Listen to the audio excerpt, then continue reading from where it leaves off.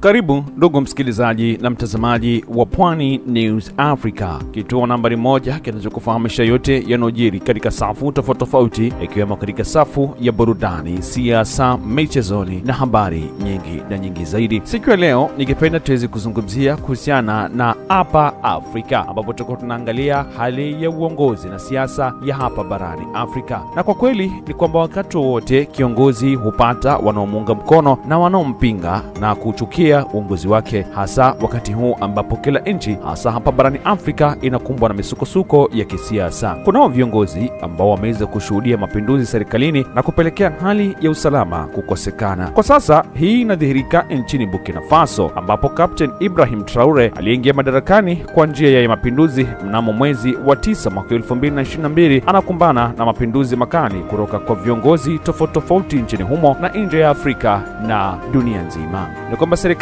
ya Burkina Faso inadai kuwa njama hiyo ya kuweza kumng'oa madarakani inahusisha maafisa wa jeshi na wanasiasa wa zamani walioko uhamishoni, ililenga kuweza kushambulia ikulu na kuhamisha mamlaka kwa njia ya vurugu. Lakini swali kuu linalozunguka vichwani mwa wachambuzi wa siasa za Afrika, je, ni nani hasa wanaotaka kumpindua Traore na kwa nini? Hapa ndani ya Pwani News Africa tutakuwa tunaangalia sababu ambazo tuliweza kuchunguza na kuona ni nani anayehusika katika swala hilo, ama ni kundi gani linalohusika katika njama hiyo ya kuweza kumpindua Captain Traore. Burkina Faso ni nchi ambayo siasa zake mara nyingi huzunguka ndani ya kambi za kijeshi. Wakati Traore alipompindua Kanali Damiba mwaka wa 2022, aliahidi kuwa sehemu ya mwisho ya mapinduzi ya kijeshi. Hata hivyo, kwa baadhi ya maafisa hasa walioko mstari wa mbele katika mapambano dhidi ya magaidi, kumekuwa na malalamiko kuhusu rasilimali, maamuzi ya uongozi na mgawanyo wa mamlaka. Wachambuzi wanaeleza kuwa kuna mvutano wa kimya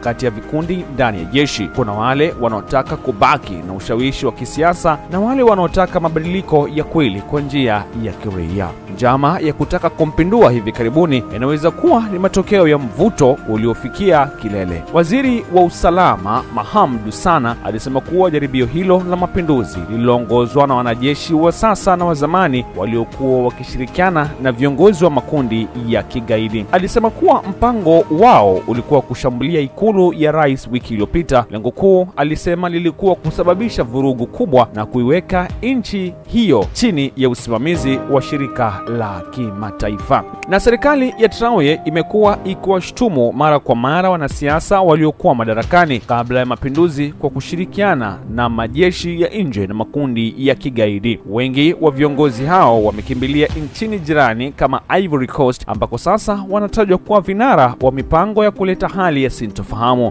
kwa kushirikiana na baadhi ya maafisa wa zamani wa jeshi. Ni wazi kwamba mapinduzi ya Traore yalivunja maslahi ya kisiasa na kiuchumi ya watu wengi waliokuwa wakinufaika na mfumo uliyekuwepo awali. Kutoka kwa makampuni waliokuwa na kandarasi za serikali hadi kwa maafisa waliokuwa na ushawishi mkubwa wa kisiasa, wengi walipoteza fursa walizozizoea. Haishangazi kwamba wanatafuta njia ya kurejea kwenye mfumo unaowapa nafasi, na njia rahisi kwao ni mapinduzi, kwa sababu wameshawahi fanikiwa mara kadhaa nchini humo. Nje ya Burkina Faso na machoni mwa wananchi wake, kwa kawaida Traore ni mtetezi wa wanyonge, ni mkombozi wa kiongozi aliyebeba matumaini ya wengi. Lakini kwa baadhi ya wanaotamani mamlaka, maslahi ya kimfumo wanamtazama kama kikwazo. Ukiacha na malalamiko kuhusu rasilimali, maamuzi ya uongozi na mgawanyiko wa mamlaka, kuna hili la muda wa Traore kuongoza kwa mpito Burkina Faso. Chokochoko zilianza mapema tu alipoingia madarakani mwaka 2022 na ziliendelea baada ya kutangaza kuongeza muda zaidi wa miaka 5 ya mpito kutokana na usalama mdogo nchini humo. Alieleza uchaguzi ili kukuwa na serikali ya kiraia kunahitaji utulivu na amani kubwa ambayo haioni nchini humo kwa wakati huo. Akatoa mfano mwaka jana kuwa hakuna usalama katika mikoa ya kaskazini mashariki mwa nchi hiyo, ambapo wanajeshi wanapambana na makundi mawili yenye silaha ambayo sasa yanadhibiti karibu nusu ya Burkina Faso. Hata hivyo, wakosoaji wake wamemshutumu Traore kwa kutumia changamoto za kiusalama kujaribu kuongoza muda wake madarakani. Wanaotaka mapinduzi hawakubaliani na muda kuongezwa.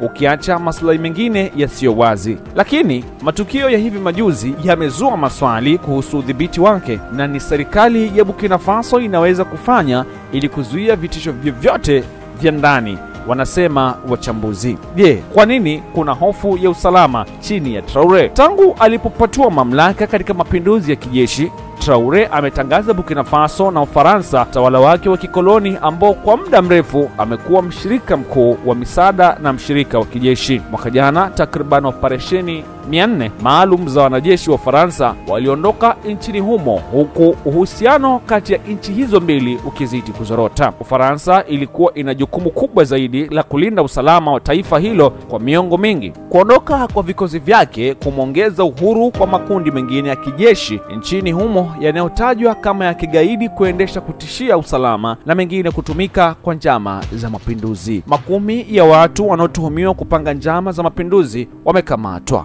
huku wengi katika jeshi wanaoshukiwa kuhusika wameripotiwa kupelekwa kwa misheni za nje ya nchi, jambo linaloleta mtazamo na mchanganyiko wa wachambuzi wa kisiasa wa hapa Afrika. Pia tutakuwa tunaangalia tuwezi kuona, je, Traore anaungwa mkono na wananchi wa Faso licha ya njama ya kutaka kupinduliwa kwa mara kadhaa, karibu mara 3 katika kipindi cha miaka 2.5 na changamoto zingine. Kapteni Traore bado anaungwa mkono na sehemu kubwa ya raia wa Burkina Faso. Katika nchi yenye historia ya viongozi wanaoshirikiana na mataifa ya nje, Traore ameonekana kama mfano wa kizazi kipya cha viongozi wa Kiafrika wanaojitahidi kujitegemea, kujenga taifa lao kwa msingi ya kizalendo na kupinga unyonyaji wa kigeni. Anavutia zaidi vijana ambapo kwa miongo kadhaa wamekuwa wakihisi kupuuzwa na mifumo ya zamani ya uongozi. Hii ndiyo sababu maandamano ya kumuunga mkono yamekuwa yakionekana kila mara ambapo kuna tishio la njama au propaganda dhidi ya serikali yake. Akiungwa mkono na wananchi waliodhamiria mabadiliko kwa upande mmoja, na upande mwingine aikabiliwa na mashinikizo ya ndani na nje yanayotishia uthabiti wa taifa lake.